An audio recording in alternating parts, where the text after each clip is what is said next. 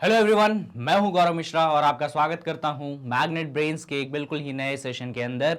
और आज के सेशन में हम वापस से क्लास 11th के मैथ्स के एनसीईआरटी एग्जाम्पलर को आगे कंटिन्यू करेंगे। और आज की जो वीडियो है ये फोकस करेगी आपके चैप्टर नंबर 2 एग्जाम्पलर से। आपको मालूम होगा कि हमने चैप्टर 1 को खत्म कर लिया है और हर चैप्टर को हम 4 पार्ट्स में खत्म करते हैं। पहले आता है उसका कॉन्सेप्ट वीडियो, फिर आता है उसका शॉर्ट आंसर वीडियो, फिर लॉन्ग आंसर वीडियो और फाइनली ऑब्जेक्टिव टाइप वीडियो। और ये जो पर्टिकुलर वीडियो है आपके चैप्टर 2 रिलेशंस एंड फंक्शंस को स्टार्ट करेगी और ये है उसका पहला वीडियो यानी कि कॉन्सेप्ट वीडियो। इस वीडियो के अंदर हम सिर्फ इस चैप्टर के मेजर कॉन्सेप्ट्स को डिस्कस करेंगे।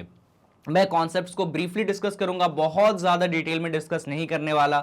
एक तरीके से आपका ये रिवीजन वीडियो होगा जो आपके कॉन्सेप्ट्स को थोड़ा बहुत याद दिला देगा। ठीक है, अगर आप कॉन्सेप्ट्स को अच्छे से डिटेल में पढ़ना चाहते हैं फिर आप जाके जो है मेरे उस प्लेलिस्ट को चेकआउट कर सकते हैं जहां पे हर चैप्टर को मैंने कॉन्सेप्चुअली पढ़ाया है, आपका पूरा सिलेबस कवर किया है। तो वहां पे जाके आप डिटेल में चीजों को देख सकते हैं। बाकी अगर आपने देख लिया है, अगर आपको थोड़ा बहुत भी आइडिया है या फिर आप यहीं से पढ़ना चाहते हो तो ये वीडियो आपके लिए है। ठीक है, इसके बाद हम क्वेश्चंस भी डिस्कस करेंगे लेकिन नेक्स्ट वीडियो में। तो बिना किसी डिले के स्टार्ट करते हैं हम इस चैप्टर के कॉन्सेप्ट से। भाई चैप्टर का नाम क्या है? चैप्टर का नाम है रिलेशन एंड फंक्शन। तो इस चैप्टर में दो शब्द है बेहद ही इंपॉर्टेंट। पहला जो वर्ड है वो क्या है? पहला वर्ड है आपके पास रिलेशन। क्या है पहला वर्ड? पहला वर्ड है रिलेशन। और जो दूसरा वर्ड है वो है आपके पास कौन सा? वो वर्ड है आपके पास फंक्शंस, है ना। तो इस चैप्टर में हमें रिलेशंस को समझना है और हमें किसको समझना है भाई? फंक्शंस को समझना है। लेकिन हम इसको मैथ्स पॉइंट ऑफ व्यू से पहले बात नहीं करते हैं, हम बात करते हैं इसको हमारे रियल वर्ल्ड के पॉइंट ऑफ व्यू से। रियल वर्ल्ड मतलब ये जो हम लोग घूमते फिरते रहते हैं दुनिया में, उसी को कहते हैं रियल वर्ल्ड। भाई रियल वर्ल्ड में भी आपने ये शब्द तो सुना ही होगा कि एक पर्सन दूसरे पर्सन से रिलेशन रखता है या वो रिलेटेड है। बिल्कुल सुना होगा। ये रिलेशन क्या होता है? तो भाई ये रिलेशन होता है दो लोगों के बीच में। पर्सन 1 होता है, पर्सन 2 होता है, उनके बीच में क्या होता है भाई? रिलेशन होता है। पर्सन 1 हो गया, आपके पास पर्सन 2 हो गया, इन दोनों पर्सन के बीच में क्या होता है? रिलेशन होता है। ये रिलेशन बहुत अलग अलग प्रकार के हो सकते हैं। मम्मी पापा के रिलेशन हो सकते हैं, भाई बहन के रिलेशन हो सकते हैं, हस्बैंड वाइफ के रिलेशन हो सकते हैं। Various kinds of relation exist करते हैं। आप भली भांति ये चीजें जानते हैं, वो बताने की जरूरत नहीं है। लेकिन जब मैं मैथ्स के रेस्पेक्ट में बात करूं, ये तो मैंने रिलेशन की बात कर ली, हमारे आम जीवन के बारे में भाई, हमारे रियल वर्ल्ड के बारे में, हमारे सोशल लाइफ के बारे में। लेकिन अगर हम बात करें मैथमेटिक्स की, हम बात करें मैथ्स की कि भाई मैथ्स में ये रिलेशन के क्या मायने हैं, सुनिएगा। हम मैथ्स में भी रिलेशन नाम का एक चैप्टर पढ़ते हैं और उसके साथ में हम फंक्शन भी पढ़ते हैं। तो फंक्शन हम बाद में समझेंगे, पहले समझते हैं ये रिलेशन क्या होता है मैथ्स में। बेसिक डेफिनेशन है एकदम, मैं आपको एकदम रिलेशन का डिटेल डेप्थ एनालिसिस नहीं बता रहा हूं, बस एक आइडिया दे रहा हूं कि आप समझ सकें कि हाँ यार रिलेशन आखिर ये चीज होती है। तो मैथ्स में आपने पढ़ा होगा, इससे पहला चैप्टर मैंने आपको पढ़ाया था चैप्टर 1, जिस चैप्टर का नाम था सेट्स। तो भाई हमारे मैथ्स में होते हैं सेट। तो मान लीजिए हमारे पास दो सेट हैं, एक सेट है सेट ए और दूसरा सेट है सेट बी। तो जैसे रियल वर्ल्ड में इंसानों के बीच में, ह्यूमंस के बीच में रिलेशन होते हैं, वैसे ही हमारे मैथ्स में दो सेट के बीच में रिलेशन होते हैं। आई होप आप इस एनालॉजी को समझ पा रहे हैं कि रिलेशन का मतलब क्या है और उसका सिग्निफिकेंस क्या है। भाई रियल वर्ल्ड में दो इंसानों, दो ह्यूमन बींग्स के बीच में रिश्तेदारियां निभाई जाती हैं, लेकिन जब मैथमेटिक्स की बात होती है तो यही रिश्तेदारियां एक सेट से दूसरे सेट के बीच में निभाई जाती है। साथ में यहां पे एक और महत्वपूर्ण चीज है भाई, सेट की सबसे खास बात क्या है? तो सेट की सबसे खास बात है एलिमेंट। सेट की सबसे खास बात क्या है? से खास बात है उसका एलिमेंट। सेट के अंदर होते हैं एलिमेंट, ऐसे ही दूसरे सेट के अंदर भी क्या होंगे? दूसरे सेट के अंदर भी क्या होंगे? एलिमेंट। यानी कि जब आप मैथमेटिक्स में रिलेशन पढ़ते हैं तो एक एलिमेंट दूसरे एलिमेंट से रिलेटेड होता है। क्या बोला मैंने? एक एलिमेंट दूसरे एलिमेंट से क्या होता है? रिलेटेड होता है। तो भाई मैथमेटिक्स में जब रिलेशन की बात की जाए तो आप समझ जाइएगा रिलेशन बनता है सेट्स के बीच में। ठीक है, मान लीजिए आपके पास दो सेट है, तो इन सेट के बीच में बैठेगा रिलेशन, और एक्चुअली रिलेशन किसके बीच में बैठेगा, तो वो सेट के होते हैं एलिमेंट, पहले सेट के भी एलिमेंट होंगे, दूसरे सेट के भी एलिमेंट होंगे, एक एलिमेंट दूसरे एलिमेंट से जो रिलेटेड है वही चीज हमारा रिलेशन कहलाता है। ये डेफिनेशन नहीं है रिलेशन की, बस मैं आपको समझाने की कोशिश कर रहा हूं कि मैथ्स में आखिर रिलेशन की बात आई क्यों, मतलब ये जो चैप्टर है, ये जो रिलेशन शब्द है, ये रिलेशन आया ही क्यों मैथ्स में, कुछ और बोल देते तो रिलेशन आया इस कारण।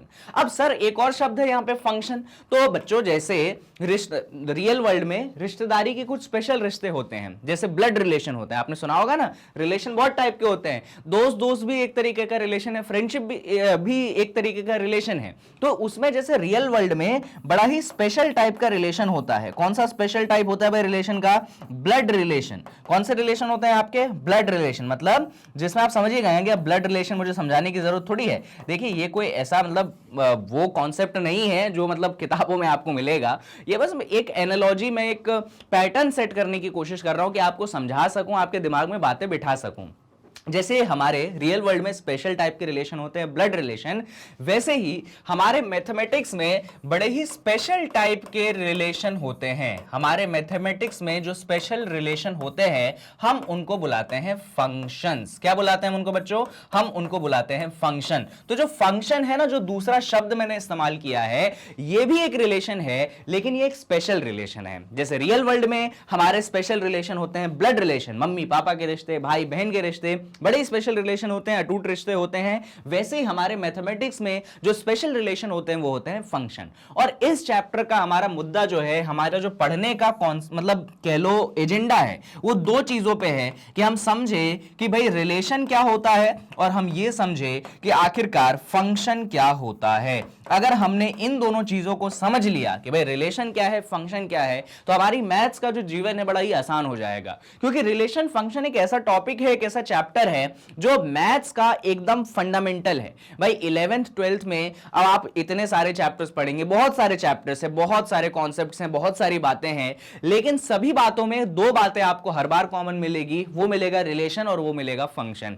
चाहे आप ट्रिग्नोमेट्री पढ़ें, चाहे आप कैलकुलस पढ़ें, जी हां कैलकुलस नाम का एक चैप्टर होता है जो कि आप क्लास 11th में थोड़ा सा पढ़ेंगे और क्लास 12th में तो बहुत ज्यादा ही पढ़ेंगे। वहां पे भी आपको रिलेशन फंक्शन का आइडिया होना, बातें पता होना बड़ी जरूरी है। तो ये चैप्टर बहुत फंडामेंटल है आपके मैथमेटिक्स के लिए। अगर इस चैप्टर पे आपने कॉन्कर कर लिया, इस चैप्टर को आपने अच्छे से सीख लिया, बढ़िया तरीके से इसके कॉन्सेप्ट्स को आपने एब्जॉर्ब कर लिया, तो समझिएगा कि भाई आपका मैथ्स जो है सही दिशा में बढ़ चुका है। समझ रहे हैं आप मेरी बात जो मैं समझाने की कोशिश कर रहा हूं? तो बढ़िया से मैंने एक एनालॉजी सेट किया है आपके सामने कि रिलेशन फंक्शन है क्या, इसको समराइज करने की जरूरत है क्या? चलिए फटाफट तेजी में समराइज कर देते हैं। भाई रियल वर्ल्ड में होते हैं रिलेशन एक इंसान से दूसरे इंसान के बीच में, मैथमेटिक्स में भी होते हैं रिलेशन एक सेट से दूसरे सेट के बीच में। और सेट में भी इंपॉर्टेंट चीज क्या है, एक एलिमेंट दूसरे एलिमेंट से क्या होता है भाई, रिलेटेड होता है। जैसे रियल वर्ल्ड में स्पेशल टाइप ऑफ रिलेशन कहलाते हैं ब्लड रिलेशन, वैसे ही हमारे मैथमेटिक्स में स्पेशल टाइप ऑफ रिलेशन कहलाते हैं फंक्शन। और हमारे इस चैप्टर का एजेंडा है रिलेशन एंड फंक्शन को पढ़ना और समझना। क्यों समझना और क्यों पढ़ना है? तो इसलिए समझना और इसलिए पढ़ना है क्योंकि ये जो है बड़ा काम का चैप्टर है और मैथ्स के फंडामेंटल्स को अंडरस्टैंड करने में हमें बहुत मदद करेगा। चलिए बढ़ जाएं आगे। ठीक है सर, बढ़ जाओ आगे। यानी कि सर आप हमें सबसे पहले रिलेशन पढ़ाओगे, है ना? सबसे पहले आप हमें रिलेशन पढ़ाओगे, चैप्टर का नाम रिलेशन फंक्शन है। बिल्कुल नहीं बच्चों, रिलेशन को समझने के लिए हमें एक छोटा सा टॉपिक समझना पड़ता है जिसको बुलाया जाता है कार्टेशियन प्रोडक्ट ऑफ सेट। क्या बुलाया जाता है इसको बुलाया जाता है कार्टेशियन प्रोडक्ट ऑफ सेट। ये जो कार्टेशियन प्रोडक्ट ऑफ सेट है, अगर आपने इसको डिटेल में इसकी बातें सारी चीजें देख ली, समझ ली, तो समझ जाइएगा कि रिलेशन को आप अच्छे से समझ पाएंगे। तो एकदम फोकस से बोर्ड पे नजरों को रखिए जिससे आप कार्टेशियन प्रोडक्ट ऑफ सेट को समझ पाएं। ठीक है, चलिए भाई बोर्ड पे देखिएगा। तो कार्टेशियन प्रोडक्ट ऑफ सेट क्या होता है? तो मान लेते हैं हमारे पास एक सेट ए है और इसमें कुछ एलिमेंट हमने रख दिए हैं 1, 2, 3। ठीक है, एक सेट ए है, हमने इसमें 3 एलिमेंट रख दिए हैं 1, 2, 3। एक सेट बी है, इसमें हम 2 एलिमेंट रख लेते हैं ए, बी। एकदम ध्यान से बोर्ड पे देखिएगा। और मैंने आपसे क्वेश्चन पूछ दिया, या ऐसा कह लो मैंने आपसे सिर्फ पूछ दिया कि मुझे कार्टेशियन प्रोडक्ट निकालना है। क्या करना है मुझे कार्टेशियन कार्टेशियन प्रोडक्ट निकालना है। भाई किसका कार्टेशियन प्रोडक्ट निकालना है? तो मुझे कार्टेशियन प्रोडक्ट निकालना है सेट ए का एंड सेट बी का। मैंने क्या लिखा है भाई? तो मैंने दो सेट दिए हैं, एक सेट ए दिया है, दूसरा सेट बी दिया है, और फिर मैंने बोला है कि मुझे सेट ए और सेट बी का क्या निकालना है? कार्टेशियन प्रोडक्ट निकालना है। अब यहां पे आप बोल सकते हैं कि सर इसको दिखाओगे कैसे आप? तो बच्चों इसको दिखाने का तरीका है, अगर मैं ए को आगे रख लूं और बी को पीछे रख लूं तो मैं इस कार्टेशियन प्रोडक्ट को ए क्रॉस बी दिखा सकता हूं। या तो मेरे पास एक और चॉइस है, क्या करूं मैं बी को आगे रख लूं और ए को पीछे रख दूं और मैं उन दोनों का प्रोडक्ट कर दूं, ये भी कार्टेशियन प्रोडक्ट है। ये आपका पहला कार्टेशियन प्रोडक्ट हो गया, ये आपका दूसरा कार्टेशियन प्रोडक्ट हो गया, लेकिन दोनों ही डिफरेंट चीजें हैं। Both these things are different, इन दोनों का मतलब सेम नहीं है।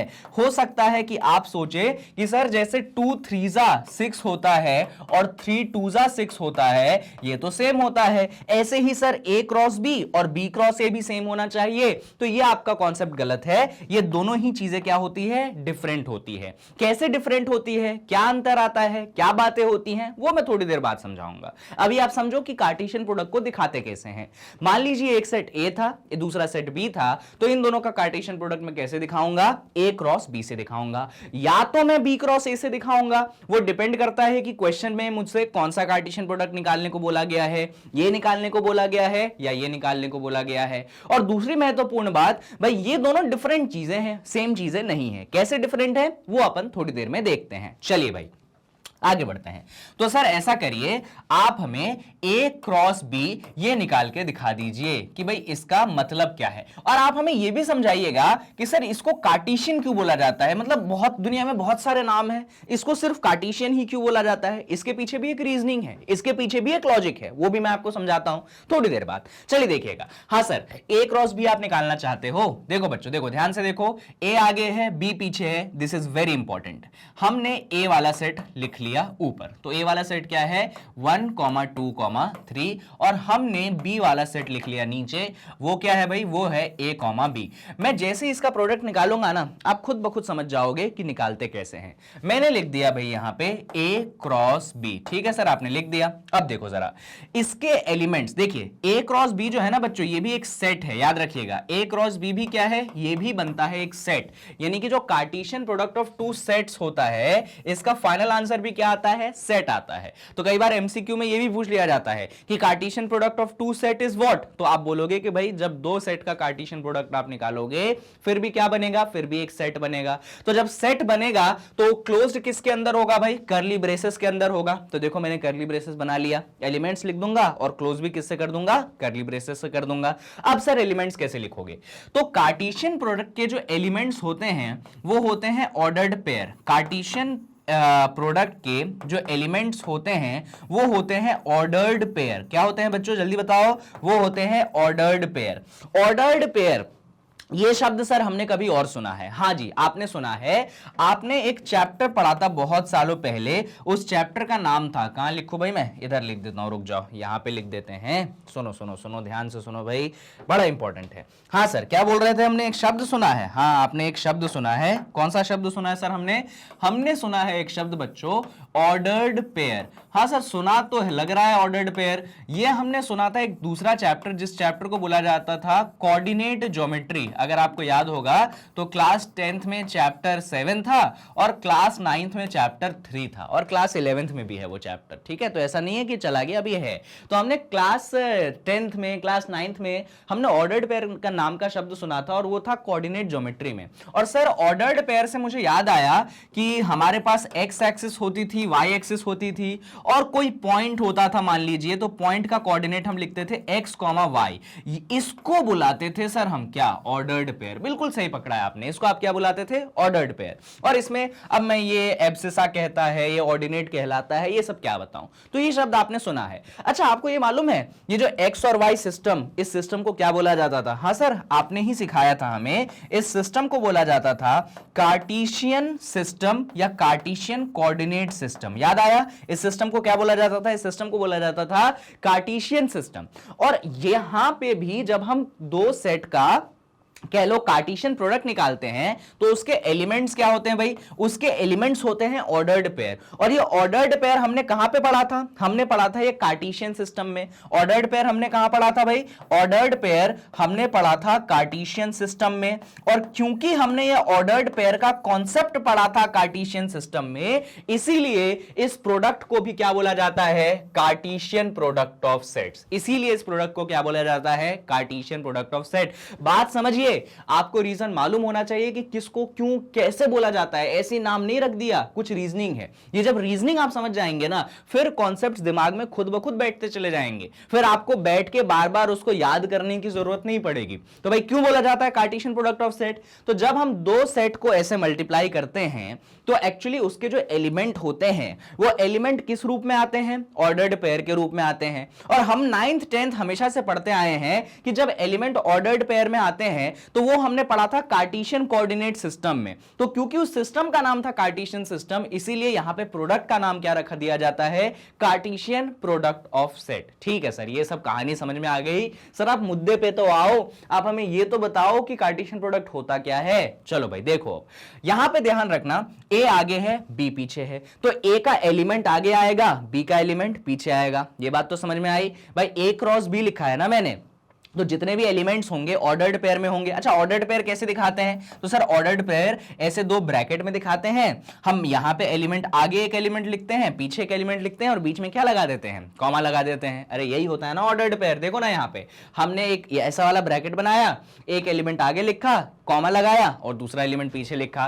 तो वही कुछ कॉन्सेप्ट अपने को यहां पे लगाना है। लेकिन हमें यहां पे याद रखना है, क्योंकि सेट ए आगे था और सेट बी पीछे था, तो जब इसका ऑर्डर्ड पेयर आगे होगा तो जो आगे वाला एलिमेंट होगा इसमें सेट ए के एलिमेंट्स आएंगे। इसमें किसके एलिमेंट आएंगे भाई, इसमें सेट ए के एलिमेंट आएंगे। और जो पीछे वाला होगा इसमें किसके एलिमेंट आ जाएंगे, इसमें आपके सेट बी के एलिमेंट्स आ जाएंगे। मेरी बात आप समझ रहे हैं जो मैं सिखाने की कोशिश कर रहा हूं आपको। चलिए बढ़िया, तो ठीक है सर, हमने समझ लिया कि इसमें एलिमेंट्स ऐसे ब्रैकेट के रूप में आएंगे, ऑर्डर्ड पेयर के रूप में आएंगे। और क्योंकि सेट आगे ए है और सेट पीछे बी है, तो आगे में सेट ए के एलिमेंट आ जाएंगे, पीछे में सेट बी के एलिमेंट आएंगे। अब तो बता दीजिए सर एलिमेंट्स कैसे आएंगे, तो हमने पहले बनाया ऐसे छोटे छोटे ब्रैकेट। अब इसमें देखो, यहां पे पहला एलिमेंट 1 था, तो 1 जो है सबसे पहले किसके साथ जाएगा, ए के साथ, तो 1, ए हो गया। अब ये 1 किसके साथ जाएगा, बी के साथ, तो फिर क्या हो गया, 1, बी हो गया। देखो भैया ऑर्डर्ड पेयर बन रहा है, ऐसे छोटे छोटे ब्रैकेट्स में अपन एलिमेंट्स को एनक्लोज कर रहे हैं। और एनक्लोज करते समय हम ये ध्यान रख रहे हैं, क्योंकि ए क्रॉस बी था, क्योंकि ए सेट आगे था, बी सेट पीछे था, इसीलिए ऑर्डर्ड पेयर में सेट ए के एलिमेंट हर बार आगे आएंगे और सेट बी के एलिमेंट हर बार पीछे जाएंगे। इसीलिए हो गया 1a 1b। अब कौन सा एलिमेंट होगा, 2 से शुरुआत करेंगे हम, तो अगला एलिमेंट हो जाएगा ऑर्डर्ड पेयर में 2, b। फिर 2c के नहीं 2, a लिखना था, वैसे तो कोई फर्क नहीं पड़ता, आप 2, a आगे भी लिख दो तो, या पीछे भी लिख दो तो 2, a। फिर आ जाएगा 2, b। उसका अगला एलिमेंट बता दीजिए मुझे जल्दी से। इसका अगला आ जाएगा भाई 3, a और फिर क्या बन जाएगा, फिर बन जाएगा 3, b। इस तरीके से हमारा कार्टेशियन प्रोडक्ट बनके तैयार है। ये लीजिए, यहां पे आप देख सकते हैं हर एक एलिमेंट किस रूप में आया है, ऑर्डर्ड पेयर के रूप में आया है। ए आगे था, बी पीछे था, तो हर बार ऑर्डर्ड पेयर के अंदर सेट ए का एलिमेंट आगे आया है, सेट बी का एलिमेंट पीछे आया है। और क्योंकि ऑर्डर्ड पेयर ही बन रहे हैं, इसीलिए इस पूरे सिस्टम का नाम क्या है भाई, कार्टेशियन सिस्टम है। आई होप, कार्टेशियन सिस्टम नहीं, कार्टेशियन प्रोडक्ट ऑफ सेट बोला जाता है। आई होप कि आपको कार्टेशियन प्रोडक्ट दो सेट का निकालने आ गया है। सर आपने स्टार्टिंग में हमसे बात करी थी कि ए क्रॉस बी और बी क्रॉस ए, इन दोनों का मतलब अलग अलग होता है। बिल्कुल, इन दोनों का मतलब अलग अलग होता है। जैसे मैथ्स में आप पढ़ते हैं कि भाई अगर आपने एलिमेंट लिख दिया 1, 2 और दूसरा एलिमेंट लिख दिया 2, 1, क्या ये दोनों ऑर्डर्ड पेयर सेम है, तो आप बोलेंगे नहीं सर, ये दोनों ऑर्डर्ड पेयर डिफरेंट है, अलग है। तो ऑर्डर्ड पेयर का मतलब ही क्या होता है, ऑर्डर्ड पेयर का मतलब होता है ऑर्डर इज इंपॉर्टेंट। जो आगे वाला है और जो पीछे वाला है, अगर आप उसको एक्सचेंज कर देते हैं, उसको आगे पीछे कर देते हैं, तो एक नया ऑर्डर्ड पेयर बनेगा, सेम ऑर्डर्ड पेयर नहीं बनेगा। इसी कॉन्सेप्ट को हम समझते हैं यहां पे। हमने यहां पे ए क्रॉस बी निकाला, ठीक है, ए आगे बी पीछे, हम यहां पे बी क्रॉस ए निकाल के देखते हैं। चलिए आ जाइए। तो भाई हमारा बी क्रॉस ए हमें ये निकालना है, बी क्रॉस ए हमें ये कैलकुलेट करना है। तो बी वाला सेट ऊपर लिख दो भाई, बी वाले सेट में है ए कॉमा बी। अच्छा, ए वाला सेट नीचे लिख दीजिए आप, उसमें क्या है 1 2 3, और हम निकालना चाहते हैं बी क्रॉस ए। अब आप पैटर्न तो समझ ही चुके होंगे, बी का एलिमेंट आगे आएगा, ए का एलिमेंट पीछे जाएगा। तो यहां पे ए आया, सबसे पहले ए किसके साथ जाएगा 1 के साथ, A1, फिर ए किसके साथ जाएगा 2 के साथ, A2, फिर A3 के साथ जाएगा, क्या बना देगा A3, ठीक है। ऐसे ही B जाएगा 1 के साथ, क्या बना देगा B,1, फिर B जाएगा 2 के साथ, क्या बना देगा B,2, B जाएगा 3 के साथ, क्या बना देगा B,3। इस तरीके से आपने अपना B क्रॉस A लिख दिया, ठीक है। ये रहा आपका B क्रॉस A। और हमने अभी थोड़ी देर पहले A क्रॉस B निकाला था, उसको भी देख लेते हैं क्या था आंसर। A क्रॉस B हमारा आंसर था 1 A, फिर था हमारे पास 1 B, फिर था हमारे पास क्या, फिर था हमारे पास 2 A, और उसके बाद एलिमेंट्स थे 2 B, फिर एलिमेंट था हमारे पास 3 A, और फिर था हमारे पास 3 B। आप चेक कर सकते हैं, सेम लिखा है हमने। लेकिन बच्चों इन दोनों को देखो, A क्रॉस B और B क्रॉस A को, यहां पे एलिमेंट है A,1 और यहां पे एलिमेंट क्या है 1 A। मैंने क्या बोला था, ऑर्डर्ड पेयर है। यहां पे अगर आपने ऑर्डर चेंज कर दिया तो भाई दोनों डिफरेंट चीजें होंगी, सेम चीजें नहीं होंगी। सिमिलरली यहां पे एलिमेंट है A,2, पर यहां पे एलिमेंट क्या है भाई 2 A। यानी कि आप देख सकते हैं कि ऑर्डर्ड पेयर के एलिमेंट्स एक दूसरे के ऑपोजिट है, मिरर इमेजेस हैं। इसलिए हम कहते हैं कि हमारा A क्रॉस B जो है वो कभी भी B क्रॉस A के इक्वल नहीं माना जाएगा। आपको बात समझ में आ रही है जो मैं समझाने की कोशिश कर रहा हूं? These are different. याद रखिएगा, कई बार बच्चे इसमें कंफ्यूज हो जाते हैं, वो सोचते हैं अरे मल्टीप्लाई तो है, आगे पीछे कर दो, क्या फर्क पड़ता है, सेम ही चीज होगी, लेकिन डिफरेंट चीज है। उसको मैंने यहां पे आपको समझाने की कोशिश की है। यहां पे एक और कॉन्सेप्ट आता है कि सर आपको अगर पूछ लिया जाए, इसमें आ जाओ, यहीं पे आ जाओ, आपको अगर पूछ लिया जाए, या फिर नेक्स्ट पेज पे आ जाओ, नया कॉन्सेप्ट है ना, तो नेक्स्ट पेज पे आ जाओ भाई। आपको पूछ लिया जाए कि आपके पास एक सेट A था, इसमें एलिमेंट थे 1 2 3, और एक सेट आपके पास B था, इसमें एलिमेंट थे A, B, और आपसे पूछ लिया जाए कि भाई अगर आपने A क्रॉस B निकाला है तो A क्रॉस B में नंबर ऑफ एलिमेंट्स कितने होंगे। आपसे क्या पूछ लिया जाए, आपसे पूछ लिया जाए भाई कि A क्रॉस B में नंबर ऑफ एलिमेंट्स आखिरकार कितने हो जाएंगे, कितने एलिमेंट्स होंगे A क्रॉस B में, सर जरा बताइए आप हमें।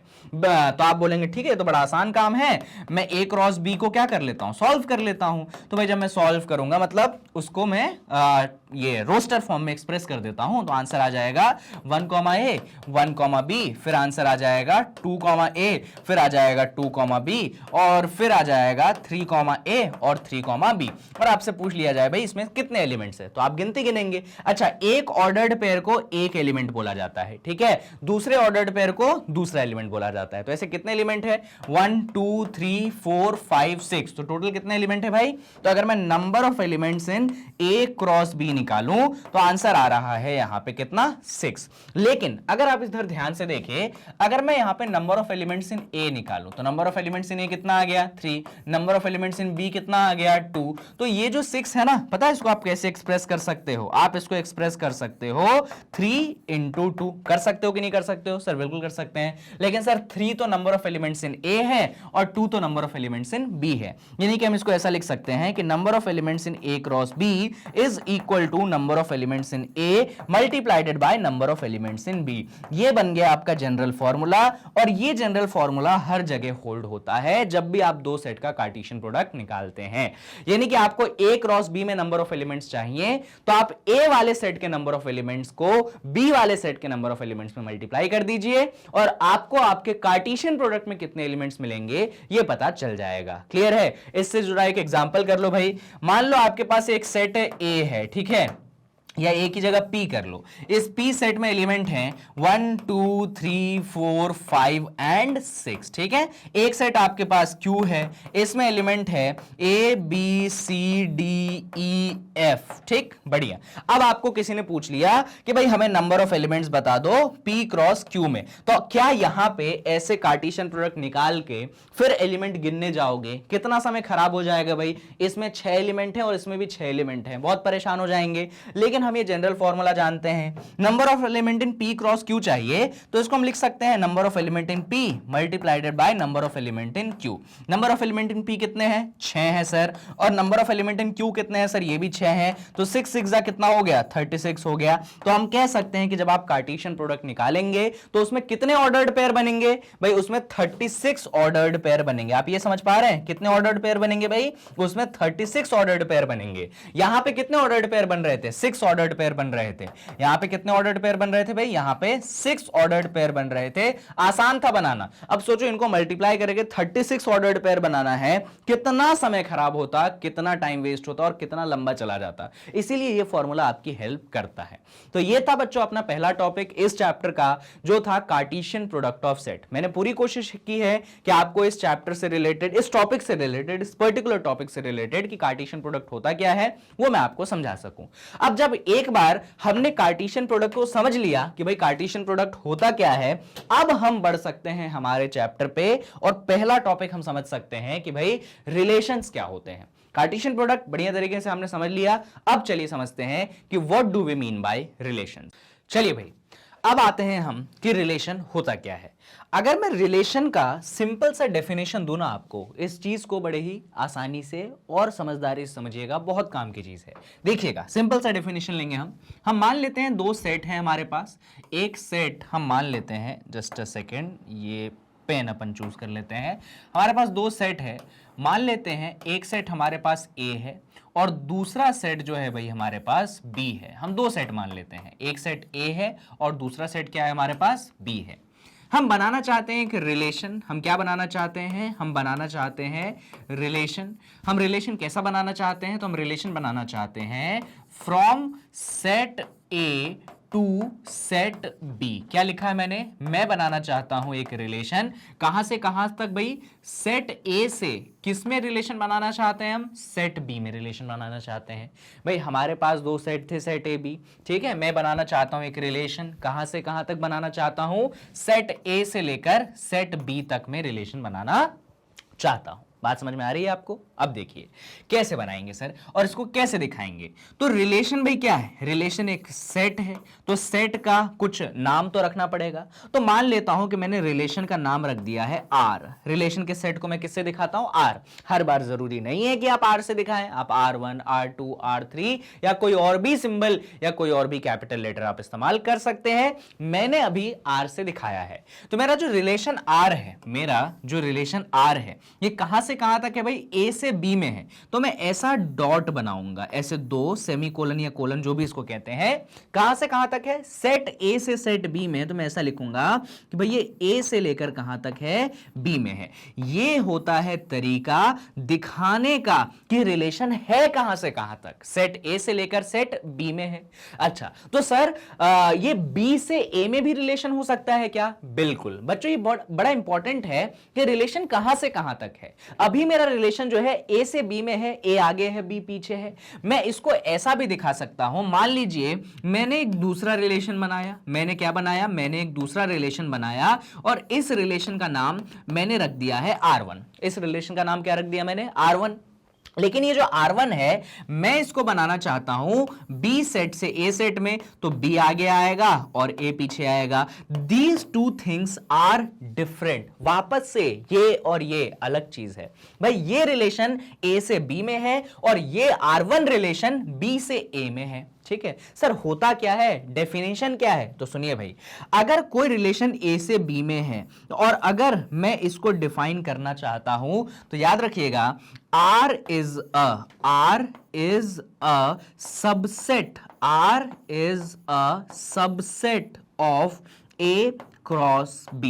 R क्या होगा आपका? एक सबसेट होगा। कहां से कहां? किसका सबसेट होगा? A क्रॉस B का होगा। भाई मेरा अगर एक रिलेशन है कहां से कहां तक? A सेट से B सेट तक, तो R जो है एक्चुअली कौन है? एक सबसेट है। किसका सबसेट है?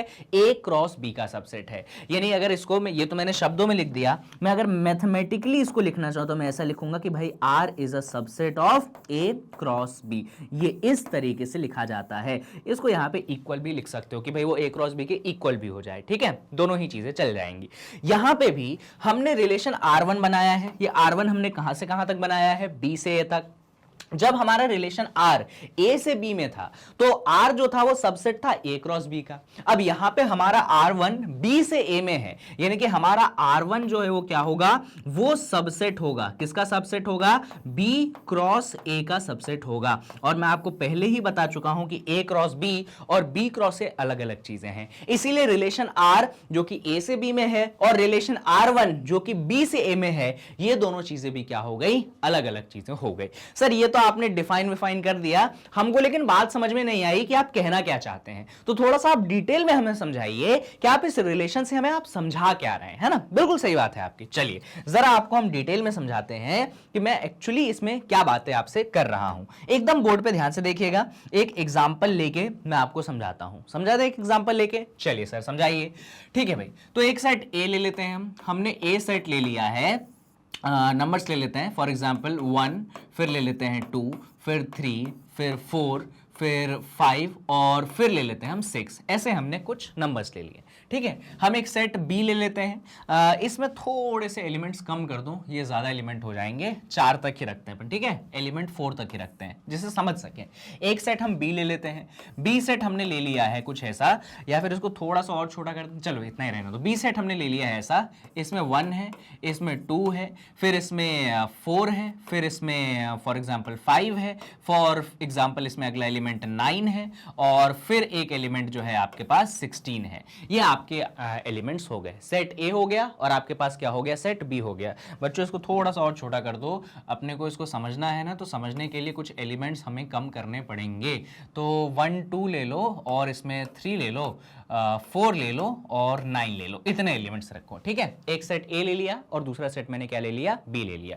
ध्यान से देखिएगा मैं क्या चीजें आपको सिखाना चाह रहा हूं। ठीक है, ठीक है भाई, ए सेट है, बी सेट है, मैं एक रिलेशन बनाता हूं आर। ये रिलेशन मैं बना रहा हूं सेट ए से सेट बी में। रिलेशन आर मैंने कहां से कहां तक बनाया भाई, सेट ए से लेकर सेट बी में।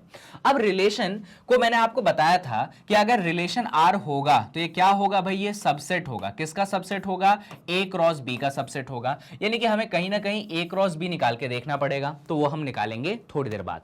रिलेशन को हमें डिफाइन करना पड़ता है, हमें रिलेशन को क्या करना पड़ता है, हमेशा डिफाइन करना पड़ता है। हाँ, ये एक डेफिनेशन है कि रिलेशन आर हमेशा ए क्रॉस बी का सबसेट होगा, लेकिन उसका डिफाइन करना पड़ता है, मतलब हमें बताना पड़ता है कि उसके एलिमेंट्स किस प्रकार के होंगे। तो इस रिलेशन को हम डिफाइन करेंगे। हम हमेशा इसका डेफिनेशन जो है वो सेट बिल्डर फॉर्म में देते हैं। किस फॉर्म में देते हैं रिलेशन का डेफिनेशन, रिलेशन का डेफिनेशन हम हमेशा सेट बिल्डर फॉर्म में देते हैं। यहां पे भी देते हैं भाई। तो रिलेशन आर का जो एलिमेंट है वो कुछ ऐसा होगा, x, y। भाई आप जानते हैं रिलेशन आर क्या है, ए क्रॉस बी का सबसेट है। तो अगर वो ए क्रॉस बी का सबसेट है, ए क्रॉस बी में तो ऑर्डर्ड पेयर आते थे, तो उसके सबसेट में भी क्या आएंगे, ऑर्डर्ड पेयर आएंगे। तो मैंने उसका ऑर्डर्ड पेयर ले लिया, पहला एलिमेंट x, दूसरा एलिमेंट y, क्योंकि मुझे मालूम नहीं है ना अभी कि कौन सा एलिमेंट आगे है, कौन सा एलिमेंट पीछे है, क्या है एलिमेंट। तो मैंने ऐसा ले लिया x, y ब्रैकेट के अंदर, सच दैट अब मुझे यहां पे डिफाइन करना पड़ेगा। कैसे डिफाइन करूंगा मैं, कि जब मैं x का स्क्वायर करता हूं तो y बनता है। मैंने क्या डिफाइन किया कि जब मैं x का स्क्वायर करता हूं तो क्या बनता है भाई, y बनता है। जहां पे मेरा x जो है ये बिलोंग करता है a सेट को, एंड मेरा y जो है वो बिलोंग करता है b सेट को। इस तरीके से मैंने रिलेशन को कर दिया डिफाइन। ये हो गया आपके रिलेशन का proper definition set builder form में। अब चाहिए कि आप इस रिलेशन R के एलिमेंट्स निकालें, आप इस रिलेशन R को रोस्टर फॉर्म में दिखाएं। आप इस एलिमेंट्स के क्या निकालें, एलिमेंट्स निकालें, और आप इस रिलेशन को किस फॉर्म में दिखाएं भाई, रोस्टर फॉर्म में दिखाएं। अब कैसे दिखाएंगे इस रिलेशन R को आप रोस्टर फॉर्म में, चलिए मैं आपको सिखाता हूं। सबसे पहले एलिमेंट्स की हम तलाश करेंगे।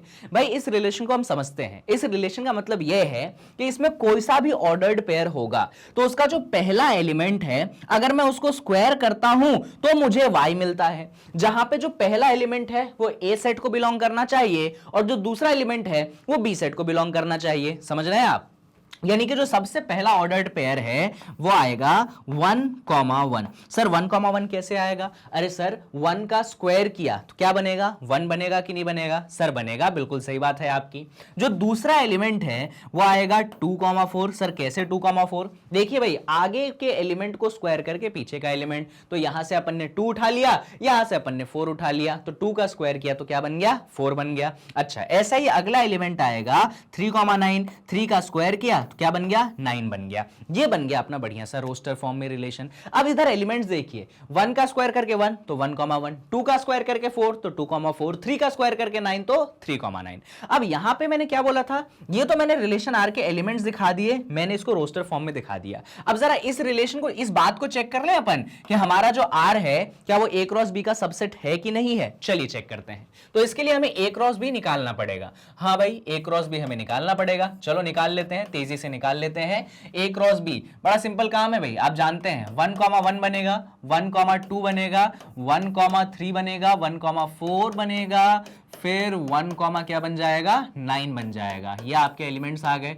ऐसे ही अब 2 से कर दो। सबसे पहले 2,1 बनेगा, फिर 2,2 बनेगा, फिर आपके पास 2,3 बनेगा, फिर आपके पास 2,4 बनेगा, और फाइनली आपके पास क्या बनेगा 2,9 बनेगा। और भी एलिमेंट्स है अपने पास, क्या क्या है भाई क्रॉस प्रोडक्ट में, क्रॉस प्रोडक्ट नहीं मतलब कार्टेशियन प्रोडक्ट में 3,1 है, अपने पास 3,2 है, फिर अपने पास 3,3 है, फिर अपने पास 3,4 है, और फाइनली एलिमेंट कौन सा है बच्चों 3,9 है। तो कुछ इस तरीके से बन गया। अब कैसे चेक करें ये इसका सबसेट है कि नहीं। देखिए भाई इसमें 1,1 है सर, देखिए सर इसमें भी 1,1 है, बिल्कुल सही बोला सर आपने। सर इसमें 2,4 है, हाँ जी सर इसमें भी 2,4 है, बिल्कुल सही बात है सर। सर इसमें 3,9 है, हाँ जी सर इसमें भी 3,9 है। यानी कि हमने क्या देखा, इसमें आने वाला हर एलिमेंट इसमें भी आता है, और भाई अगर इसमें आने वाला हर एलिमेंट उसमें आता है तो हम कह सकते हैं कि हमारा आर जो है वो सबसेट होगा।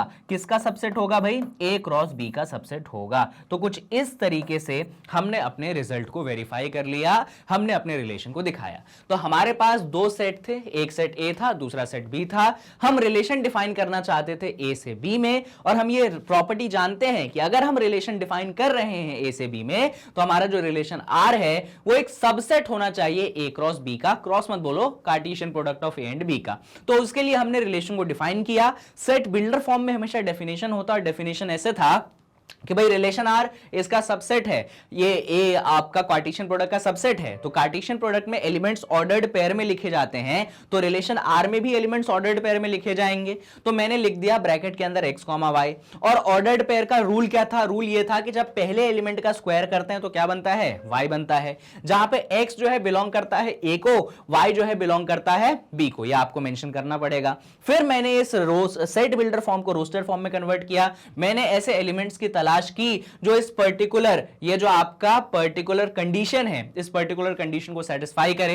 पहला मैंने ले लिया 1,1 बिकॉज 1 का स्क्वायर करके 1 बनेगा। फिर ले लिया मैंने 2,4 बिकॉज 2 का स्क्वायर करके 4 बनेगा। फिर ले लिया 3,9 बिकॉज 3 का स्क्वायर करके 9 बनेगा। फिर मैंने ये भी चेक किया कि ये जो रिलेशन मैंने रोस्टर फॉर्म में दिखाया है ये इसका सबसेट है कि नहीं है। तो पहले मैंने ए क्रॉस बी वहां पे निकाला अच्छे से आराम से, और फिर मैंने देखा कि इसमें आने वाला हर एक एलिमेंट इसमें भी आता है, यानी कि हां मेरा आर जो है ए क्रॉस बी का सबसेट है, और ये जो है मेरा आर रिलेशन बन चुका है कहां से कहां तक, ए से लेकर बी तक। अब इस रिलेशन आर को दिखाने के लिए हम एक डायग्राम का यूज करते हैं। किसका यूज करते हैं बच्चों, हम एक डायग्राम का यूज करते हैं।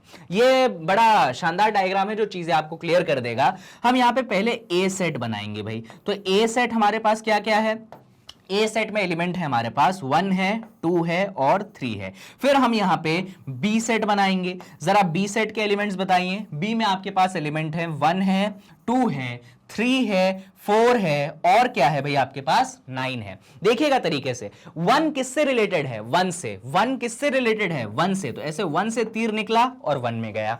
2 किससे रिलेटेड है, 4 से, तो ऐसे 2 से तीर निकला 4 में चला गया। 3 किससे रिलेटेड है, 9 से, तो 3 से तीर निकला और 9 में चला गया। ये डायग्राम आपको दिखाता है कि भाई रिलेशन कहां से कहां तक है। तो यहां पे जो आपका रिलेशन है ये रिलेशन है ए से लेकर बी तक में, और एलिमेंट्स कैसे रिलेटेड है वो भी आप देख सकते हैं। तो भाई एलिमेंट्स ऐसे रिलेटेड है, 1 1 से रिलेटेड है, 2 4 से रिलेटेड है, 3 9 से रिलेटेड है। ये डायग्राम जो होता है एक विजुअल रिप्रेजेंटेशन होता है आपके रिलेशन का।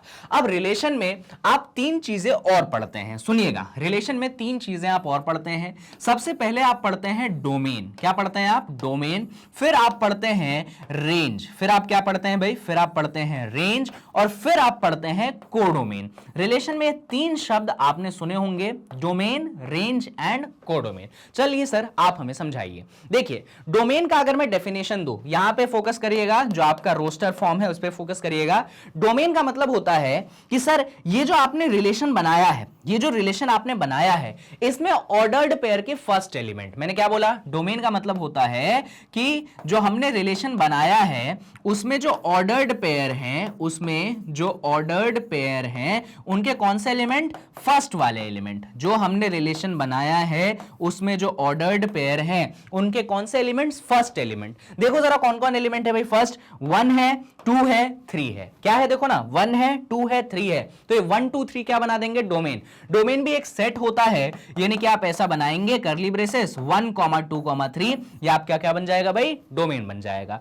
डोमेन का डेफिनेशन देखिए, जो रिलेशन के ऑर्डर्ड पेयर है उसके जो फर्स्ट एलिमेंट्स हैं वो क्या कहलाते हैं भाई, वो कहलाते हैं आपके डोमेन। सर रेंज क्या होता है, तो सर रेंज का होता है मतलब जो आपका रिलेशन है उसमें जो ऑर्डर्ड पेयर है, जो आपका रिलेशन है उसमें जो ऑर्डर्ड पेयर हैं उसके सेकंड वाले एलिमेंट, उसके कौन से एलिमेंट, उसके सेकंड वाले एलिमेंट। देखो जरा क्या क्या है ऑर्डर्ड पेयर में सेकंड वाले एलिमेंट, 1 है, 4 है, 9 है, 1 है, 4 है, 9 है, यानी कि रेंज में क्या आ जाएगा, ये भी सेट है 1 4 9, या आपका क्या बन जाएगा, ऑर्डर्ड पेयर के सेकंड एलिमेंट का सेट। तो 1 4 9 क्या हो गया, रेंज हो गया। सर कोडोमेन क्या चीज होती है, तो हमेशा याद रखो रिलेशन कहां से कहां डिफाइन किया मैंने, अरे फालतू में मिट गया ये, रिलेशन मैंने कहां से कहां डिफाइन किया है, रिलेशन मैंने डिफाइन किया है ए से लेकर बी में, ठीक है, रिलेशन मैंने डिफाइन किया है ए से लेकर बी में। तो ये जो बी सेट है, ये जो बी, ये जो पीछे वाला सेट होता है वो होता है हमेशा आपका कोडोमेन।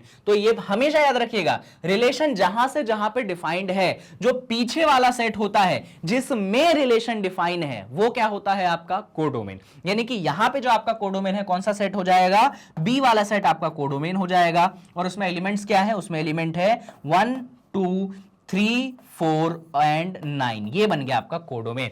कोडोमेन का रूल हमेशा फिक्स है, हमेशा फिक्स है कि अगर आप रिलेशन एक सेट से दूसरे सेट में बनाते हैं तो जो पीछे वाला सेट आता है वो एक्चुअली होता है आपका कोडोमेन।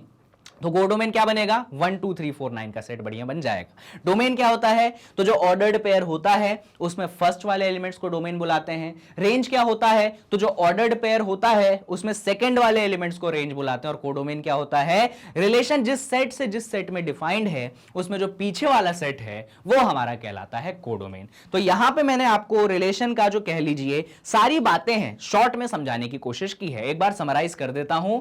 रिलेशन का डेफिनेशन क्या होता है, अगर आपके पास दो सेट हैं तो रिलेशन एक सेट से दूसरे सेट में होगा।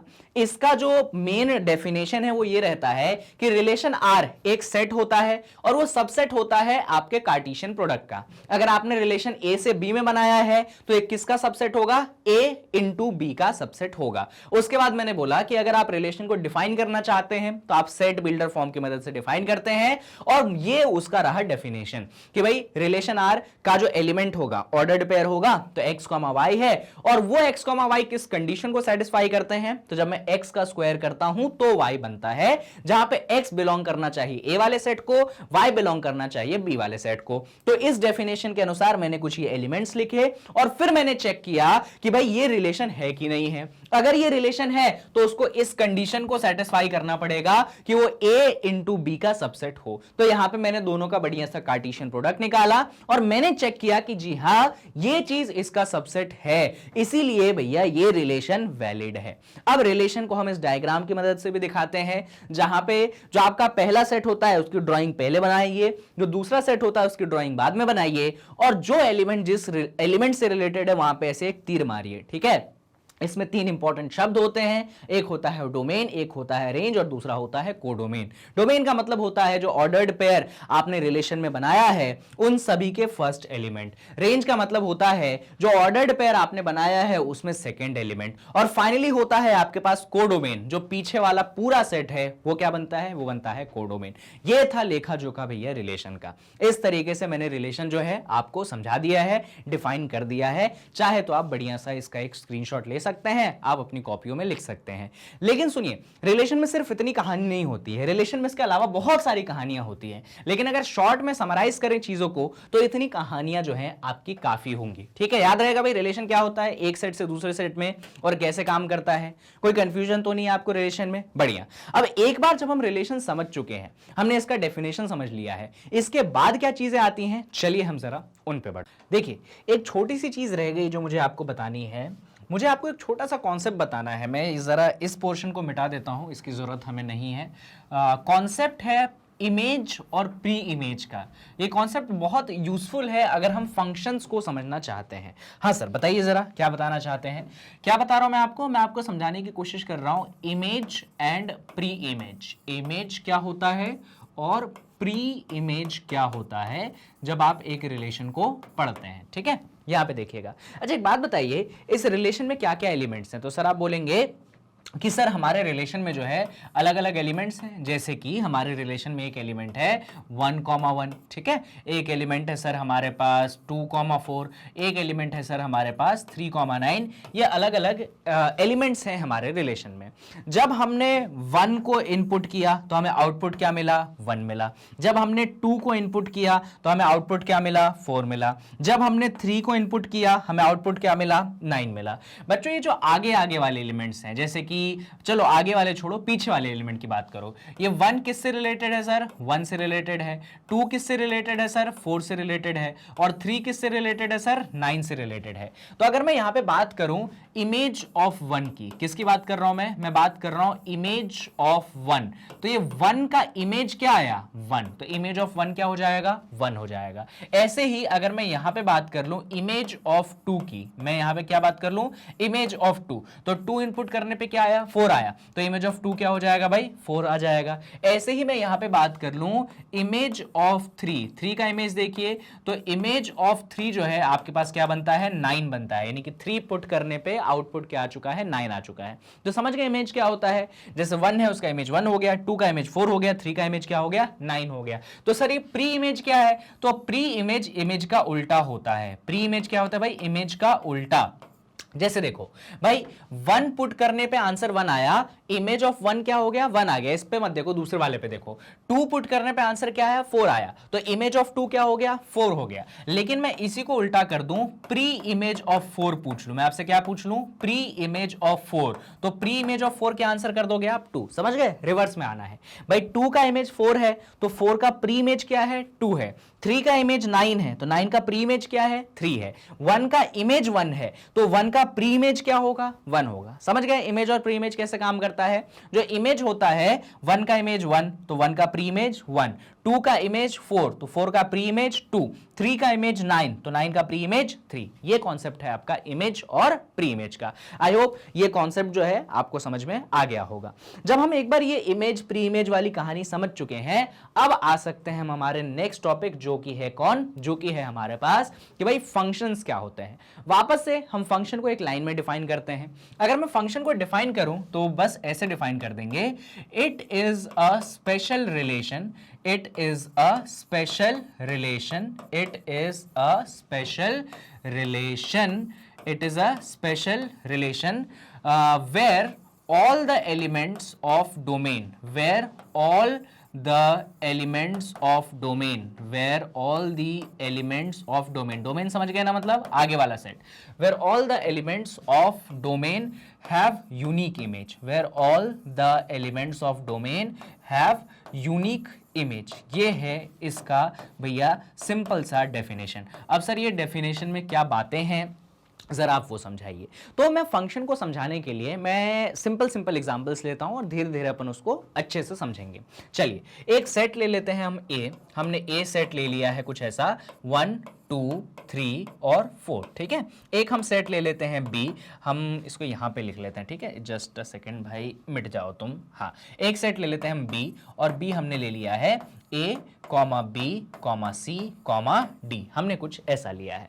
मैं डिफरेंट केसेस लिख रहा हूं, देखिएगा ध्यान से। सबसे पहला केस मैं एक्चुअली क्या चाह रहा हूं, मैं चाह रहा हूं एक रिलेशन बनाऊं। कहां से कहां तक बनाओ भाई?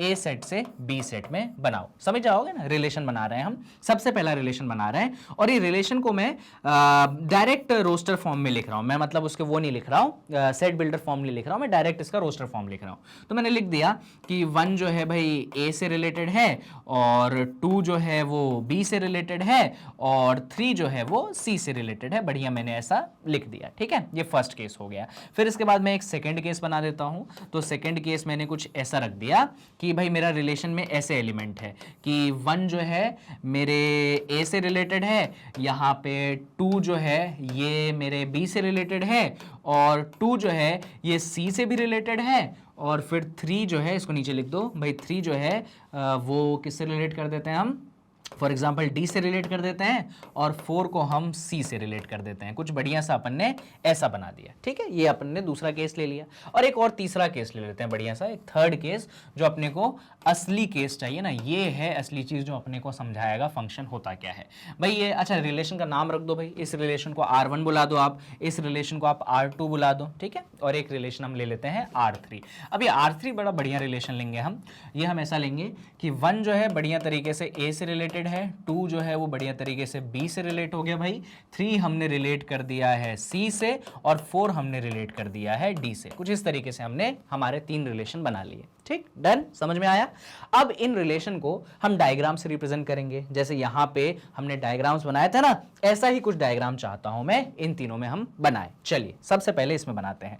डायग्राम कैसे बनाते हैं, रिलेशन कहां से कहां तक है, ए से बी तक। तो सबसे पहले हम ए वाला सेट ले लेंगे। ए वाले सेट में कौन है हमारे पास, 1 2 3 4, 1 है, 2 है, 3 है, 4 है। डन।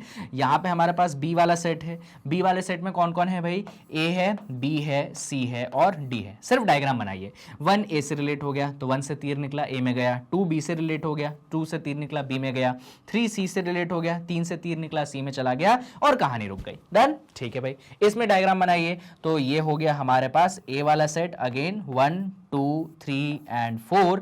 दूसरा हो गया हमारे पास बी वाला सेट, इसमें हो गया A B C and D. चलिए देखिए जरा, 1 जो है ए से रिलेटेड है, हो गया भाई। 2 जो है बी से रिलेटेड है, लेकिन यहां पे ये भी लिखा है 2 सी से रिलेटेड है, तो हमने 2 को सी से भी रिलेट कर दिया। फिर 3 डी से रिलेटेड है, 3 को मैंने डी से रिलेट कर दिया, और 4 जो है वो सी से रिलेटेड है। तो ऐसा करो, या फिर 4 को भी डी कर दो, ज्यादा आसानी से चीजें दिखेंगी। 4 को भी हमने जो है बढ़िया तरीके से डी से रिलेट कर दिया, चल जाएगा, कोई दिक्कत नहीं। ठीक है, ये अपना सेकंड डायग्राम हो गया। अब थर्ड डायग्राम पे आते हैं। थर्ड डायग्राम कुछ ऐसा बनेगा, ये आपका सेट ए है, 1 2 3 4 हो गया, या आपका सेट बी है, या आपके पास ए बी सी डी हो गया। अब कैसे है, 1 ए से रिलेट हो गया, 2 बी से रिलेट हो गया, 3 सी से रिलेट हो गया, और 4 डी से रिलेट हो गया। ये 3 मैंने रिलेशन बनाए हैं, तीनों बढ़िया रिलेशन है ना। अच्छा, ये तीनों रिलेशन है कि नहीं ए से बी में, तो अगर आप चाहो तो चेक कर सकते हो। आपका जो R1 होगा वो भी आपके ए क्रॉस बी का सबसेट होगा, चाहो तो चेक कर लो, है ना। आप ए क्रॉस बी निकालो बढ़िया तरीके से और देखो सबसेट होगा कि नहीं होगा, मैं गारंटी दे रहा हूं होगा। तो R1 भी सबसेट होगा ए क्रॉस बी का, तो भैया रिलेशन है। ऐसे ही R2 जो है वो भी ए क्रॉस बी का सबसेट होगा, तो भैया रिलेशन है। और ऐसे ही आपका R3 जो है वो भी आपके ए क्रॉस बी का सबसेट होगा, तो भैया रिलेशन है। ये तीनों ही रिलेशन है, लेकिन बच्चों इन तीनों में से एक ही रिलेशन है जो फंक्शन है। मैंने आपको स्टार्टिंग में ही बताया था, फंक्शन जो होता है स्पेशल रिलेशन है। फंक्शन क्या है, फंक्शन है एक स्पेशल रिलेशन। तो इसमें से अब क्या स्पेशल बातें हैं जो हमें करनी है, जरा अपन उसी पे ध्यान देते हैं। फंक्शन क्या है भाई, स्पेशल रिलेशन है। सुनिए, फर्स्ट वाला मैं आपको बताता हूं, ये रिलेशन है लेकिन फंक्शन नहीं है। फंक्शन को दिखाने के लिए ऐसा स्मॉल एफ का इस्तेमाल किया जाता है। किसका इस्तेमाल किया जाता है, स्मॉल एफ का। तो फर्स्ट वाला रिलेशन है पर फंक्शन नहीं है। सर क्यों, इसके पीछे क्या कारण है, आप खुद ऑब्जर्व कर सकते हैं, मैंने कर लिया। सर यहां पे आपने डेफिनेशन दिया था, it is a special relation where all the elements of domain have unique image. यहां पे मैंने बोला था कि भाई एक ऐसा स्पेशल रिलेशन होता है फंक्शन में, ये अपना ये वाला सेट क्या कहलाता है, डोमेन वाला सेट कहलाता है। आप जानते हैं ना, अभी मैंने बताया था डोमेन इधर होता है, रेंज इधर होता है, कोडोमेन, ये सब बताया था भाई। तो भैया मैंने बोला था कि फंक्शन एक ऐसा स्पेशल रिलेशन है जिसमें डोमेन के हर एलिमेंट का इमेज होना चाहिए। तो पता है यहां पे एक एलिमेंट निकला 4, इस 4 का कोई भी इमेज नहीं है। देखो ना, 4 किसी से रिलेटेड है क्या, नहीं है सर। तो 4 भैया किसी से रिलेटेड नहीं है, 4 का कोई भी इमेज नहीं है। और अगर डोमेन वाले सेट में ऐसा एक भी एलिमेंट मिल जाए जिसका इमेज इमेज नहीं है, यानी कि समझ जाइएगा वो फंक्शन नहीं है। सबसे पहला कंडीशन यही है, डेफिनेशन में भी यही लिखवाया है मैंने कि जो डोमेन वाला सेट होता है, जो इस तरफ वाला सेट होता है, उसका हर एलिमेंट का इमेज होना ही होना चाहिए। क्या बोला मैंने? जो डोमेन वाला सेट होता है, जो भैया लेफ्ट वाला सेट होता है, उसके हर एलिमेंट का इमेज होना ही होना चाहिए।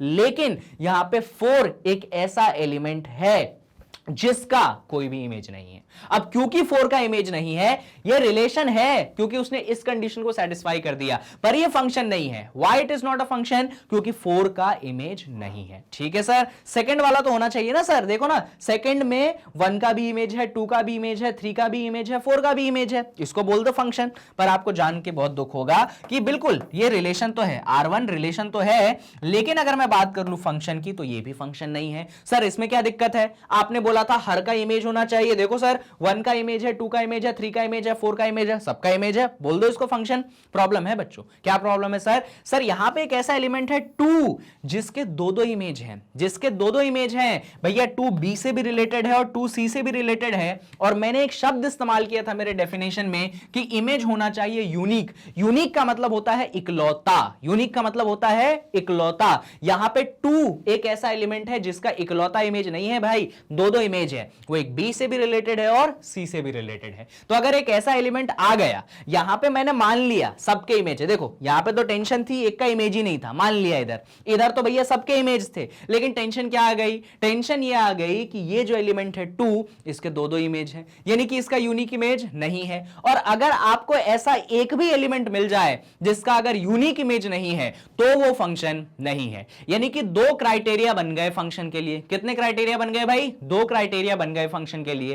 पहला क्राइटेरिया ये बन गया कि डोमेन का जो सेट है उसमें सभी एलिमेंट का इमेज होना चाहिए। और दूसरा क्राइटेरिया ये बन गया कि सभी का इमेज तो हो, साथ में कोई ऐसा इमेज ना निकल जाए, सॉरी साथ में एक ऐसा एलिमेंट ना निकल जाए जिसके दो इमेज हो जाए। ये 2 बातें आपको ध्यान रखनी है कि भैया, इसीलिए डेफिनेशन में मैंने लिखवाया है every element of domain has a unique image. Her element domain का होना चाहिए रिलेटेड और यूनिकली रिलेटेड होना चाहिए, एक से ज्यादा इमेज उसके नहीं होने चाहिए। अगर ये दोनों कंडीशन फुलफिल हो गई तो वो रिलेशन जो है फंक्शन है। क्या ये कंडीशन हमारे थर्ड केस में फॉलो हो रही है? तो चलिए देखते हैं। 1 ए से रिलेटेड है, बढ़िया। 2 बी से रिलेटेड है। तो आप अगर ध्यान से देखोगे सारे एलिमेंट के इमेज है। यस सर, सारे एलिमेंट के इमेज है। क्या कोई ऐसा एलिमेंट है जिसके दो इमेज है? तो नो सर, कोई ऐसा एलिमेंट नहीं है जिसके दो इमेज नहीं है। यानी कि हमारे दोनों ही क्राइटेरिया फुल हो गए। तो ये रिलेशन तो है ही है, साथ में फंक्शन भी है ही है। इसीलिए रिलेशन का स्पेशल टाइप क्या बोला जाता है? फंक्शन बोला जाता है। तो आज के बाद हम सभी लोग ध्यान रखेंगे कि फंक्शन क्या होता है। So function is a special kind of relation जहां पे जो डोमेन वाला सेट होता है उसके हर एलिमेंट का इमेज होना चाहिए और साथ में कोई भी एक ऐसा एलिमेंट या ऐसा एक भी एलिमेंट नहीं होना चाहिए जिसके एक से ज्यादा इमेज हो जाए। अगर दोनों में से एक भी कंडीशन फुलफिल नहीं हुई तो समझ जाइए वो फंक्शन नहीं है। सर ये तो आपने हमें रोस्टर फॉर्म की मदद से सब कुछ समझाने की कोशिश की है, बढ़िया है, हमको समझ भी आ गया है। लेकिन सर हम चाहते हैं कि आप एक बढ़िया सा हमें रिलेशन दे ही देना और फिर आप उसको प्रूव करें कि ये फंक्शन है या ये फंक्शन नहीं है। चलिए मैं आपको समझाता हूं, है ना। समझने में अपन टेंशन थोड़ी लेंगे, बढ़िया सा अपन एक एग्जांपल लेते हैं, समझते हैं। ध्यान से बोर्ड की तरफ देखते रहिएगा। जैसे कि मैंने एक सेट ए ले लिया, ठीक है। ये सेट मैंने ले लिया कुछ ऐसा, 1 ले लिया है, इसमें 4 ले लिया है मैंने, इसमें 9 ले लिया है और मैंने ले लिया है 16। समझ गए ना, परफेक्ट स्क्वायर नंबर्स है। और एक सेट मैंने बी ले लिया है। अब बी क्या ले लिया मैंने? बी ले लिया मैंने 1 -1, फिर मैंने ले लिया 2 -2, फिर मैंने ले लिया 3 -3 और फिर मैंने ले लिया 4 -4। अभी आपका कारण समझ में आएगा कि ऐसा अपन सेट क्यों चुन रहे हैं। ध्यान से देखिएगा, रिलेशन में ऐसा डिफाइन कर रहा हूं कि रिलेशन मैंने डिफाइन किया है सेट ए से सेट बी में, ठीक है। और रिलेशन को मैं सेट बिल्डर फॉर्म में डिफाइन करूंगा। ऑर्डर्ड पेयर है तो x, y such that square root of y, sorry square root of x equal to y। क्या लिखा मैंने, जब आप x का स्क्वायर रूट करें तो आपको क्या मिलेगा भाई, आपको y मिलेगा। मैंने बढ़िया सा ऐसा रिलेशन जो है डिफाइन कर दिया है। देख रहे हो, आप समझ पा रहे हो जो मैं समझाने की कोशिश कर रहा हूं। जब आप x का स्क्वायर रूट लेंगे, किसका स्क्वायर रूट लेंगे, जब आप x का स्क्वायर रूट लेंगे तो आपको y मिलेगा, जहां पे आपका x जो है वो बिलोंग करता है a वाली सेट को, और जहां पे आपका y बिलोंग करता है b वाली सेट को। समझ पा रहे हैं आप बात जो मैं समझाने की कोशिश कर रहा हूं? ठीक है सर, ये तो आपने सेट बिल्डर फॉर्म लिख दिया, अब आप इसका रोस्टर फॉर्म लिखिए। देखिएगा भाई कैसे है ऑर्डर्ड पेयर, जो आगे वाला एलिमेंट है इसका लेना है स्क्वायर रूट, और क्या बनेगा हमारे पास, पीछे वाला एलिमेंट। अब आगे वाला एलिमेंट ए वाले सेट से आएगा और y कहां से आएगा, b वाले सेट से आएगा। जैसे मैंने आगे वाला एलिमेंट 1 ले लिया, आगे वाला एलिमेंट मैंने ले लिया 1, तो 1 का स्क्वायर रूट क्या बनता है भाई, 1 का स्क्वायर रूट तो सर +1 भी बनता है, लेकिन 1 का स्क्वायर रूट -1 भी बनता है, तो सर 1, 1 और 1, -1 ये दोनों ही एलिमेंट आपके रिलेशन में आएंगे। भाई डेफिनेशन यही है ना कि हमारे आगे वाले एलिमेंट का स्क्वायर रूट बनता है पीछे वाला एलिमेंट, तो आगे वाला एलिमेंट हमने कर दिया a से, मतलब 1 कर दिया, तो 1 का स्क्वायर रूट बनता है +1 और -1, तो 1 को पहले 1 से रिलेट किया, फिर 1 को मैंने -1 से रिलेट किया। ऐसे मैंने अगला एलिमेंट उठाया 4, 4 का स्क्वायर रूट होता है +2 और 4 का स्क्वायर रूट होता है -2, गड़बड़ हो रही है। 9, 9 का स्क्वायर रूट होता है 3 और 9 का स्क्वायर रूट होता है -3, अच्छी बात है सर। और सर ऐसे ही आपने उठा लिया 16, तो 16 का स्क्वायर रूट होता है सर 4 और 16 का स्क्वायर रूट होता है -4। अब आपसे पूछ लिया जाए कि बताओ ये रिलेशन फंक्शन है या नहीं है, क्या पूछ लिया जाए कि भाई बताओ ये रिलेशन फंक्शन है या नहीं है, यस और नो। तो फंक्शन की हम दोनों कंडीशंस पे ध्यान देंगे। तो सबसे पहली कंडीशन ये थी कि जो आगे वाला सेट है उसके हर एलिमेंट रिलेटेड होना चाहिए। तो चलो देखते हैं हर एलिमेंट रिलेटेड है कि नहीं। देखो भाई 1 जो है रिलेटेड है, 1 तो दो से रिलेटेड है, 1 से भी -1 से भी, तो 1 रिलेटेड है। ऐसे देखिए 4 भी रिलेटेड है, ऐसे ही आप देखेंगे 9 भी रिलेटेड है, और ऐसे ही आप देखेंगे 16 भी रिलेटेड है। तो सर पहली कंडीशन तो सेटिस्फाई हो गई कि सारे एलिमेंट रिलेटेड है, लेकिन सर दूसरी कंडीशन ज्यादा महत्वपूर्ण थी जो हमें बताता था कि हर एलिमेंट रिलेट तो होना चाहिए, लेकिन हर एलिमेंट का इमेज यूनिक होना चाहिए। और सर इसी में गड़बड़ हो गई। जब हम यहां पे देखते हैं 1 को, तो 1 का एक इमेज 1 है और 1 का एक इमेज -1 है। आप समझ पा रहे हैं मैं क्या समझाने की कोशिश कर रहा हूं।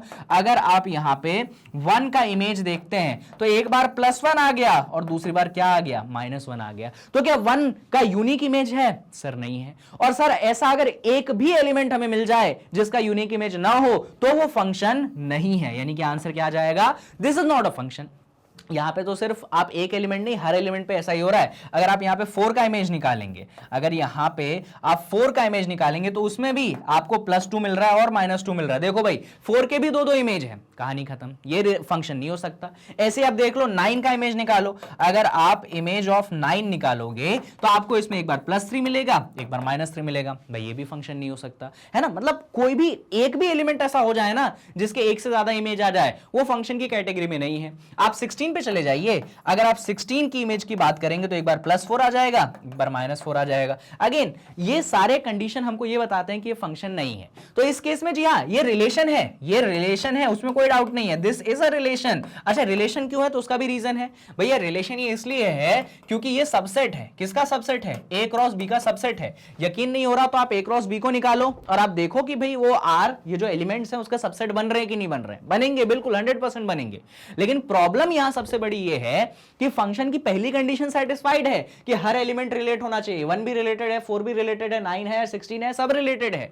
पर टेंशन सबसे बड़ी यही थी भैया कि यूनिक इमेज होना चाहिए। तो हमने देखा 1 का इमेज +1, 1 का इमेज -1, गड़बड़ा गई बात। यहां पे हमने 4 का इमेज देखा +2 -2, फिर से गड़बड़ हो गई। यहां पे 9 का इमेज देखा +3 -3, फिर टेंशन की बात। और हमने 16 का इमेज देखा +4 -4, फिर से टेंशन की बात। यानी कि हमारे पास हर एलिमेंट के दो इमेज है। और डेफिनेशन में तो मैंने बोला था हर छोड़ो, अगर एक एलिमेंट भी ऐसा मिल जाए ना जिसके एक से ज्यादा इमेज हो गए तो टेंशन खत्म, मतलब टेंशन आ गई कि भैया वो फंक्शन नहीं है। तो यहां पे ये फंक्शन नहीं है।